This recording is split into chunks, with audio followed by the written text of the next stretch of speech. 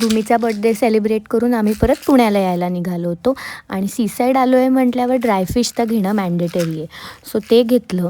शिरोसाठी पण खूप ट्रीटोज म्हणून ड्रायफिश घेतलं आणि आम्ही रस्त्यात थांबलो ते म्हणजे पापड आणि या सगळ्या गोष्टी घ्यायला. तिथे पापड, आम पापड, लोणची भरपूर छान मिळाली, कोकम सरबत ते सगळं घेतलं आणि लंच केला.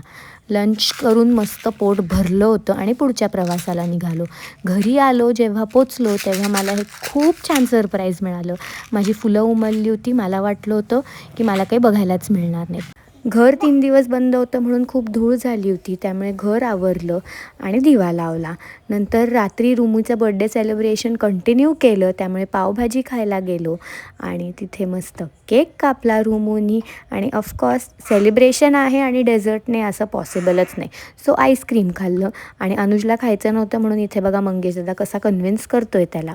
शेवटी त्याने पण गिव्ह इन केलं आणि आईस्क्रीम खाल्लंच. बाय, भेटूया पुढच्या व्लॉगमध्ये.